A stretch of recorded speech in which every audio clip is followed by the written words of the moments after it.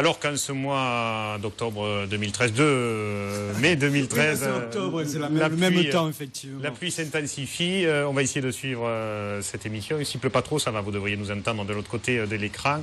La course de Nove, avant d'en venir, Daniel, au Gros du Roi, parce que là-bas aussi, ils font les choses bien au Trophée de l'Avenir, le club taurin de Nove. Et chaque fois, c'est un très bon résultat. Et chaque fois, le public, dans une extrémité de la Camargue, c'est le mot. répond présent. Ils font les choses bien, avec intelligence. Et l'important, je pense que c'est de connaître sa piste et de travailler avec les moyens de sa piste. Et l'équipe de Arnaud Fesquet a très bien compris. Et chaque fois, c'est organisé à la perfection pour ce genre d'arène. Bravo. C'est ça, être bon directeur d'arène, c'est connaître sa piste. Et la Trident, c'est un premier de luxe, non Alors, un premier de luxe de la Manade de Ricard qui, lui, par contre, il tape, il saute, il s'envole. Oui, parce que normalement, il n'est pas raseté. Ah, d'accord. Oui, alors, c'est pour ça qu'ils l'ont mis premier, parce qu'il n'est pas assez raseté. Et là, il voulait qu'on le rentre, que le taureau... là, ils l'ont rentré. Le petit Marquis... alors, Marquis a été énorme ce exceptionnel, vraiment. On le disait l'autre fois du Gros du Roi, il a été formidable. Vraiment, ça a été l'homme qui a mené la course. C'est là, Rudy Marquis. Ouais. Là, c'est une découverte aussi. Balzac de Lautier, je connaissais Balzac de Maillan, mais là, c'est une surprise. C'est un taureau spectaculaire. Oui, mais s'il est second, je pense qu'il doit se tenir aussi. Peut-être. Oui. Et là, il a fait une bonne course. Et puis le petit Ibarra qu'on retrouve de course en course, Jackie, qu'on avait découvert Esponteano dans les arènes de Montfray il y a un mois de cela, et qui maintenant, ma foi, arrive à fidéliser les clubs taurins et se retrouve dans des courses importantes pour le Trophée de l'Avenir, comme là, non? Oui, c'est pas un garçon c'est pas une locomotive, mais c'est un garçon qui apporte sa contribution à la course. Il rasette bien, il n'en fait pas 50, mais il les fait bien et ça plaît aux organisateurs. Donc tant mieux pour lui qui continue surtout comme ça. Un bon Sofiane Rassir aussi côté gauche jusqu'à malheureusement son claquage. Sofiane se sera claqué derrière la cuisse. Martias qu'on avait vu très bon à Palavas il y a quelques semaines de cela, a encore livré un bon quart d'heure, mais moins de pression, donc moins bagarré, moins bagarreur dans ses échanges. Toujours un peu compliqué avec sa corde en avant, pour poser la main, il faut courir un peu avec, c'est l'avantage aussi. Romain Gros qui a fait peu de rasés, mais des rasés très courts et osés, et c'était vraiment une des valeurs de cette course. Arnaud Fesquet disait qu'il n'y a pas eu un gros travail, mais un beau travail, et ça suffit pour révéler une course. Et pour satisfaire le public qui est sont tous repartis très contents. Tous les commentaires sur les forums ou ailleurs montraient que les gens étaient très contents de leur après-midi dans les arènes de Nord. Et cet avant-dernier taureau, un autre bon taureau de la Manade de la Galère. Rassir se claque là sur cette action. Vous voyez, Romain Gros. C'est un taureau qui va très très vite. Il va très vite parce qu'ils sont tous obligés de partir un peu de la tête. Oui, alors, même Marquis là qui s'en sort tant bien que mal. Ce taureau peut-être mérite d'être aux as, celui-là, oui, certainement, je pense. Robinson, non, c'est pas il va falloir le mettre aux as. Et pas seulement à Beaucaire. Désolé pour la blague, Robinson Beaucaire. Le dernier de cet après-midi, Dali de la Manade de Ricard. Il avait été très gentil au Gros du Roi et là, il a été formidablement spectaculaire, c'est étonnant. Ah oui, c'est le taureau qui est mal coiffé là, c'est ça, qui était au Gros du Roi justement. Il y a des airs d'Erika, mais pas celle de la Chou, l'ancien taureau de la Manade de Ricard, un peu les cornes en arrière. Donc la semaine prochaine, il faut retourner à Nove. Il y a une très belle course. Très belle course à Nove. Il y a Perroquet de Ricard qui est dans cette course. C'est un peu le nouveau Janeiro. Tous les grands taureaux de Ricard, bizarrement, passent à Nove. Je ne sais pas pourquoi. C'est bizarre. C'est un peu bizarre. En tout cas, bravo au club taurin là-bas qui travaille très très bien. Les gens se sont régalés, si ce n'est malheureusement cette blessure pour Sofiane Rassir. Encore un autre azoteur qui se voit éloigné des pistes dans les semaines à venir. Il y en a 5 ou 6 cette semaine. Ça commence à peser. Heureusement finalement qu'ils ont pu rasoter qu'un week-end sur deux. Je crois qu'à Ramon aussi, il y a 2 raseteurs qui ont eu des claquages. Nabil Benafitou aussi qui s'est claqué. Et Richie aussi, je crois. Et Amin Cheka de Gros du Roi qui en a aussi pour un mois d'arrêt. Un mois d'arrêt, pas plus. Oui. Ça fait 6 semaines. D'accord. Et ça fait beaucoup pour le côté droit du Trophée des As. Pour le coup, cette année, exactement. Il y a des interrogations pour les courses à venir. La suite, le Trophée des As, on y vient, c'était finalement la seule course, puisque Château-Renard, vous le disiez, était hors point, qui comptait pour le Trophée des As ce dimanche, Daniel. On le sait, vous aviez remonté un petit peu les troupes dans l'émission la semaine dernière. Visiblement, le message est passé puisque ça a réagi de suite après. Hein. Oui, il y a eu beaucoup de réactions, y compris des aficionados, et ça c'est bien parce que ça montre qu'il y a un intérêt sur la course camarguaise, et il est d'autant plus valeureux parce que les raseteurs qui se sont exprimés dimanche, c'est la nouvelle génération, et ça c'est le grand sourire de l'après-midi. Ça veut dire qu'on n'a que du bonheur à venir. Il suffit, mais ça c'est le plus dur, de leur donner leur chance et surtout de créer une émulsion autour de ces jeunes raseteurs, simplement en les mettant tous ensemble et en créant une vraie équipe de nouveaux raseteurs. Alors on revient. Désolé, c'est vrai, on a presque le sentiment d'abandonner des raseteurs qui sont en place depuis quelque temps, mais c'est un spectacle et ça tourne comme ça. Il faut que chacun trouve sa place, et effectivement ces jeunes sont là et ils ont démontré dimanche que c'est à eux, c'est leur tour. On revient sur cette course en commençant par la Capella de Daniel. Les images vont partir. Alors la première satisfaction, hein, même si vous n'avez pas fait l'archi-plein, plus de 3000 personnes, c'est quand même oui, c'est très beau. C'est très très beau parce que finalement au départ sur l'affiche il y avait un taureau, comme vous l'aviez noté, c'était Ratis. Théoriquement en dessous il y avait des taureaux de moindre valeur.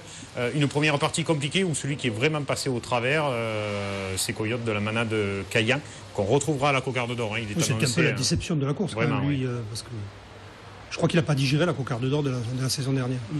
Escamillo qui a été bien, mais il passait un peu rapidement. C'est dommage parce qu'il a été bien. D'habitude fait un peu la barrière et qu'il ne l'a pas faite. Il avait pourtant 30 tours de ficelle. Hein. Trop de pression. Trop de pression. Pavoun de Vignuesa un peu tendre, un peu léger pour l'opposition qui était face à lui ce jour-là. Première sortie avec tous ses as, c'était dur pour ce genre de ils en ont mieux sorti qu'Escamillo encore. Il a dû ça une dizaine de minutes, voilà, parce qu'il se déplace beaucoup. Il s'est bagarré quand même à son niveau parce qu'il voilà. Par contre, là, voilà, tout a démarré là. Brutus, comme on lui avait pas vu faire un quart d'heure depuis très longtemps, à mes yeux en tout cas.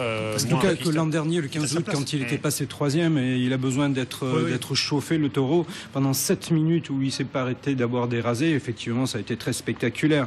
Ensuite, ça a tombé un petit peu avec les ficelles, le moment des ficelles, mais il reste classique. Ça a été un excellent Brutus. Hein. Et puis c'est dans ce moment-là de la course, à partir du 4e, que les taureaux ont obligé les hommes à se placer. Et là, les jeunes sont passés. Voilà, c'est un vrai cocardier. Et là, ce sont les jeunes qui ont pris la main parce qu'ils ont eu le courage de prendre cette main. Mais en plus, sans complexe. C'est ça le truc. D'habitude, ils sont là, ils attendent que ce soit les plus âgés qui donnent le rythme. Et là, c'est eux qui ont donné le rythme à la course. Ils n'ont pas regardé ce que faisaient les aînés. Alors, donc, ces jeunes se sont Bruché. Bruché à droite. Et les trois gauchers, Eric, Aliaga et Favier. Moi, j'aurais dit Aliaga, Favier et Eric, mais... J'ai pas donné d'ordre de... Et puis, après le très bon quart d'heure de Brutus, il y a eu le premier énorme quart d'heure de cette journée, c'est Horacio de la manade Cuillet. Je ne sais pas s'il était plus énorme que celui qu'il a livré il y a un mois dans les arènes du Gros du Roi, mais là c'était vraiment exceptionnel avec des anticipations énormes à droite.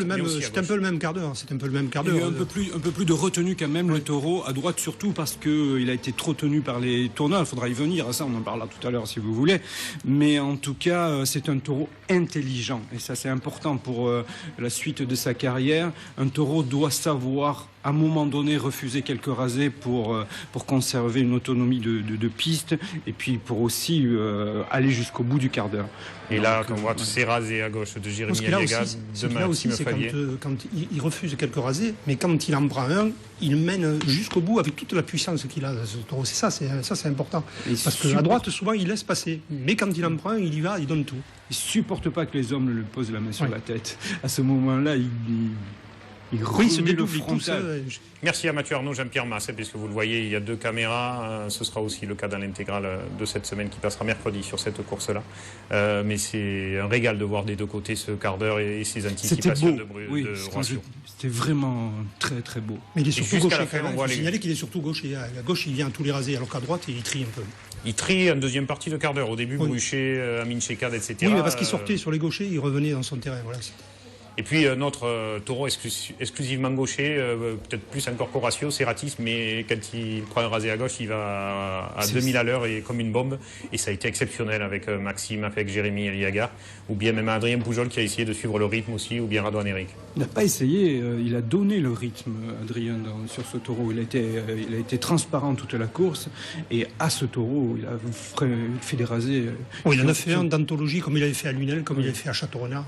Un d'anthologie. Franchement, moi, je me suis levé et j'ai dit que la course camarguaise, c'est ça aussi. Oui. Qui a un rasé qui a servi le taureau. Ça a relancé la course du taureau. Parce qu'il a eu l'impression qu'il allait l'attraper. Et le taureau s'est donné à fond. Jusqu'à la 15e minute, il est venu taper comme à la première. Il a fait 27 coups de barrière, c'était énorme avec Je crois que Frédéric Reynaud a quelques cheveux blancs de plus après cette course-là. Mais il devait quand même être bien content de la prestation de son taureau après la course. Et quand vous voyez ces rasés-là aussi de Jérémy Eliaga qu'on n'attendait pas forcément, et c'est lui qui a vraiment eu le leadership tout au long de la course. Il lève la ficelle à 600 €, il était très heureux, c'est bien ça. C'est ce qu'il y a de joli. Oui, parce qu'ils ont levé aussi ces jeunes-là. Exactement. Ils ont levé des attributs. Maxime Favier tourne premier au point, je crois qu'il fait 14 points. Et puis on le voit, ce rasé dont vous parliez, Jackie, énorme. Même Adrien, forcément, est content de lui. Adrien aussi, qui après le coup de corps qu'il a reçu l'année dernière, a forcément eu de l'appréhension ce début de saison. C'est extraordinaire. La course de ce taureau est extraordinaire. C'est les grands moments du Gros du Roi, en fait. Le soleil, l'ambiance, et un taureau qui se donne à fond, qui donne tout. C'est jusqu'à la mort, il combat. Ah, le public ne s'est pas trompé. Tout le monde debout, il n'y avait personne assis. Debout avec le Carmen chanté. Ça, c'était prenant. Il n'y a qu'au Gros du Roi. Et voilà, cette ovation incroyable pour ces arènes. Regardez l'intégrale camarguaise de ce mercredi à 15h, parce que forcément on est obligé d'aller vite et de couper. Et la vache. La vache, extraordinaire. Il y a encore un rasé énorme de Romain Bruchet. Il se fait surprendre par cette vache. Il est obligé de l'attraper. Finalement, c'était pour le cadeau de la fête des mères, mais c'était un superbe cadeau. Elle est terrible. Elle aussi, comme Ratis, plus on lui en donne. Et oui, parce qu'à un moment donné, on a cru qu'ils les allaient pas raseter, et puis ils sont mis les hommes, et puis après, elle s'est livrée la vache, elle est folle. Elle est folle. Et puis il y a eu une belle série, et c'est vrai que ça a bien conclu. On a eu peur que ça s'arrête un peu, mais justement, les jeunes ont fait ce qu'il fallait. C'est difficile quand même de passer derrière Ratis. Oui, c'est ce que je disais au manadier. Je disais, ouh là là, ça va être difficile. Puis non, parce que c'est une vache aussi, il y a cette espèce d'expression. Et parce que les hommes ont joué le jeu, parce qu'il y a des taureaux en 7e qui sortent, ou forcément, après des quarts d'heure comme ça. Jusqu'au bout. Il y a simplement à revoir pour la course camarguaise, pour le futur, les tourneurs. Il va falloir prendre une décision, je pense, pour les tourneurs. Peut-être que les tourneurs devront être engagés pour les grandes courses. Je suppose que les clubs taurins n'ont pas les moyens de faire ça, mais il va falloir entamer une discussion, faire quelque chose pour que les tourneurs soient eux aussi dans la mouvance du spectacle. Vous vouliez en parler, vous en avez parlé, Daniel. Voilà. Vous êtes là pour cela, notre nouveau chroniqueur 2013, Daniel Siméon. Daniel fait partie de la fédération, donc il peut le proposer. En plus. Daniel Siméon, il est de partout. Alors là, si vous voulez qu'on en parle aussi, là, je me trouve inutile et je sais pas ce que je fais. Non, mais tu fais passer des idées à la fédération aussi. Peut-être, mais enfin, pour l'instant, je me sens inutile et je sais pas comment ça va se passer. Il faut du temps, il faut les gens. Mais moi, je suis très actif et il me faut que les choses démarrent fort. Et je m'interroge franchement sur mon rôle là-bas. Écoutez, nous, on garde le vôtre ici. Vous savez que maintenant, TV Sud a changé de nom, c'est devenu TV Siméon. M'a-t-on dit ce dimanche aux arènes. Écoutez, on va continuer comme ça. Des chroniqueurs de qualité, on les garde. La fin de cette émission, c'est le retour de nos rubriques que nous n'avions pas eu le temps de passer depuis 15 jours, je crois.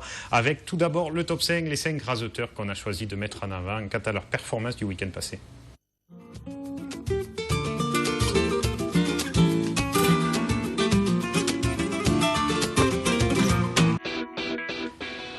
Cinquième cette semaine, logiquement, Rudy Marquis. Il doit être en partiel en ce moment, mais ça n'empêche pas de faire des courses extraordinaires. Bravo à lui, parce qu'il a été énorme dans cet après-midi dans les arènes de Nord. Il a raseté tous les taureaux et toujours superbement. Ça fait un moment qu'on le voit raseter en école taurine. Il n'a jamais changé de rasé. Il est toujours aussi élégant et à l'avantage des taureaux. Et ça, on aime beaucoup à TV Sud. Zico Catif, lui aussi, qui a retrouvé le niveau qui était le sien en début de saison. Il a été superbe sur les deux courses dans lesquels il a participé à Villeneuve et à Marguerite ce dimanche. Donc bravo à lui pour son retour cette semaine dans le top 5.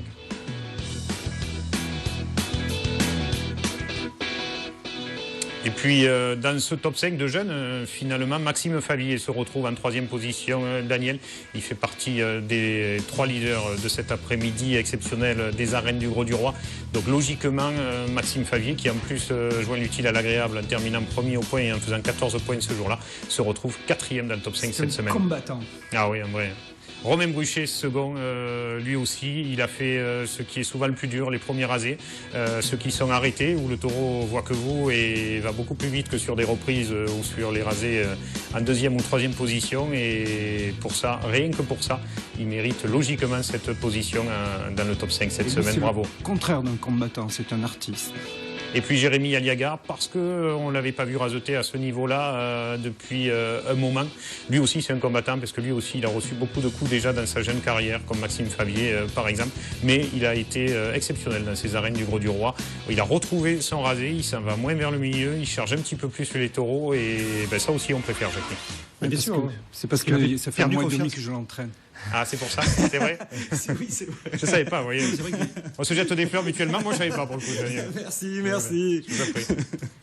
Non, c'est vrai que c'est un garçon qui avait perdu confiance, qui se décalait un peu pour essayer de prendre l'avantage sur les taureaux. Et là, il a retrouvé son rasé. C'est un passionné. Lui, il a envie d'être une vedette. Oui, voilà, il y arrivera parce qu'il a l'amour du taureau. Donc, obligé, il va y arriver. Alors vous le savez, en course camarguaise, le plus important c'est le taureau, la vedette c'est le taureau. Alors cette semaine, nous avons choisi voilà, le taureau de la semaine, celui-là.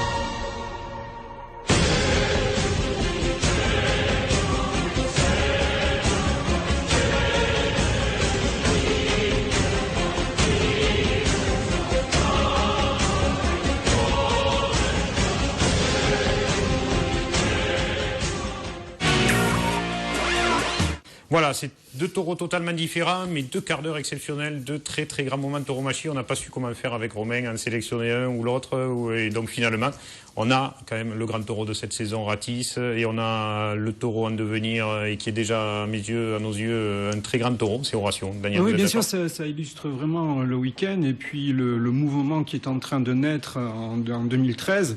Et voilà, chez Cuillet, c'est plus Guépard la vedette, c'est peut-être Mignon, c'est peut-être Horatio, mais les temps changent et on va tous changer avec toutes ces nouvelles recrues.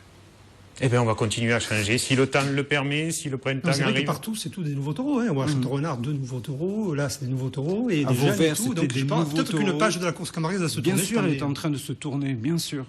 Bah, il faut être optimiste, on va y arriver. Écoutez, nous on voit que beaucoup de très bonnes courses depuis le début de la saison. Il faut venir voir des courses. Bien sûr, nous on voit beaucoup de belles choses. Les grandes courses, quand on sait choisir et aller au bon endroit, on voit quand même souvent de très très belles choses qu'on suive des taureaux ou bien des raseteurs. Mais c'est vrai qu'il y a un mouvement là derrière Ratis. Ça fait plaisir, ça nous rappelle les moments de Camarina de la grande époque où le public se déplaçait de Provence pour venir le suivre dans les grandes pistes. Et là c'est un peu pareil, le public qui suit en masse Ratis de partout. Même. Oui. C'est l'affiche elle-même, parler d'elle-même. Un taureau écrit en gros sur une affiche, c'est aussi. Il faut prendre aussi ce risque-là, parce que on est arrivé là aussi dans un fonctionnariat de pas mettre un taureau plus gros qu'un autre sur les affiches. C'est totalement faux. Il y a des taureaux qui sont meilleurs que les autres et il faut le marquer sur les affiches. Et en tout cas, ils l'ont prouvé qu'ils étaient meilleurs que les autres. La prochaine fois, vous mettrez peut-être au ratio un peu plus gros pour Il le était... coup. D'accord. Allez, le classement. Les classements, non pas du tout. Pas grand-chose à dire sur les classements. Mehdi Belgourari est en tête à l'avenir. Loïc Ozol, Sabri Alouani, Ozas. Non, Siacchini peut-être. Non, peut-être Catif. Catif, Zico. Peut-être. Bon, c'est l'un des Je sais trois. pas. Voilà. Ça suffit. Regardez les classements de vendredi. Non, parce qu'elle fait 27 points, je crois, dimanche. Regardez les classements de vendredi. Le calendrier, surtout, de cette fin de semaine. Les courses à venir. Il y a beaucoup de choses prévues cette fin de semaine. Saint-Martin-de-Croix, Saint-Andiol pour samedi, avec Josette Lager qui ira voir sans doute Moustique de Richebois à Saint-Martin. La suite des courses de ce samedi. Val-à-Brègue également. Et Van Dargue complète de la Manade Somane pour la 7e journée de la Main d'Or. Les courses de dimanche de juin, puisque maintenant nous passons au mois de juin. Nove, vous le disiez, Daniel, tout à l'heure, très belle course. Donc Perroquet, dont vous parliez. Fourques, où là-bas, ils fêtent leur 110e anniversaire du club taurin Louchinchai. Je ne sais pas si j'ai bien dit, mais je pense. Chinchai. En tout cas, 110 ans. Ah oui, c'est vrai, il m'avait demandé de le signaler. 110 c'est le père de Benjamin qui c'est s'en un occupe. bel âge. Bravo dans ce bastion, la course camarguaise aux portes d'Arles. Plus d'âge, 110 ans. Plus d'âge, maintenant c'est monnaie courante, 110 ans. L'avenir à Van Dargue également, la complète de la Manade de Laurent, sauf Jupiter, mais Covadis, Teflon, Troubadour, Indian, Cyrano, Cassius, ça vaut quand même le détour. Remoulin, première journée de la Cerise d'Or dans la piste remoulinoise. S'il ne pleut pas, c'est pas très loin d'Aramon, il peut y avoir des orages localisés. Et puis l'avenir encore à Clarensac, Vestric et Candillac et Lansargues également pour ce dimanche de juin. Et puis pour le Trophée des As, une seule course. Ah ben non, il reste encore 2 courses, Daniel, j'allais vous oublier, vous voyez bien. Le Gros du Roi. J'ai joué un rôle de chroniqueur jusqu'au bout. J'ai dit qu'il fallait à la Nove et pourtant il y a une course au Gros du Roi. C'est vrai, ouais. Les Baumelles d'un côté, Blatière-Bessac, deux taureaux de l'autre. C'est pas Blatière-Blessac, c'est la Manade Lautier. Manade Lautier. Saint-Andiol, oui, vous avez bien fait de venir pour nous apporter des corrections. Là, c'est le 30e anniversaire du club taurin. Et puis, on vous le disait aux As, la complète, la royale de la Manade de Nicolin. Dans les arènes de Saumière, qui font rebelote, je crois, la semaine d'après aussi. Une course unique, oui. Oui, c'est un problème quand même pour courir le Trophée des As, avec une course unique tous les dimanches. Bon, je ne sais pas comment on peut suivre ce trophée. Le Trophée des As n'est plus une compétition. Voilà. C'est la grosse interrogation, ça aussi. Et oui, puisque là, on voit Loïc Ozol sera au Gros du Roi. La semaine d'avant, Benjamin Villard était à Ramon, à l'avenir. Donc c'est vrai que c'est... C'est désolant pour la compétition, puisque le Trophée des As a prôné une compétition pendant des décennies, et maintenant, il n'y a plus de compétition. Alors, voilà, les questions sont posées. Et voilà, et ben, c'est pas à nous d'y répondre. Non. Nous, on est là pour parler de ce qui se passe. Quand c'est beau, on est là pour parler de ce qui est beau. Non, mais si tout le monde ne peut pas participer, elle ne devrait pas compter. Les courses uniques ne devraient pas compter au Trophée des As, puisque les autres comme il y en a de personnes... plus en plus, il en resterait pas beaucoup pour le coup. Oui, mais sinon, tout le monde ne part pas à égalité. Ah, ben ça, c'est sûr. Mais voilà. C'est pas à nous d'en s'en fout. Trouver des solutions pour le coup. Si, non, on s'en fout pas, mais malheureusement, on a souvent donné notre avis sur des tas de choses, on s'est fait beaucoup d'ennemis, alors on arrête maintenant. Voilà. Maintenant, on parle des taureaux, des raseteurs. On se régale, voilà. Il suffit qu'on se régale. Non, mais on parle que des taureaux, on se régale. Notre avis comme ça, c'est pas notre problème après, c'est le problème du trophée. Bien sûr, bien sûr. Et vous le savez, fin de mois, le Best of Action Show de Romain a un petit peu bossé cette semaine, ça change. Alors que la semaine dernière, il avait monté des images n'importe comment.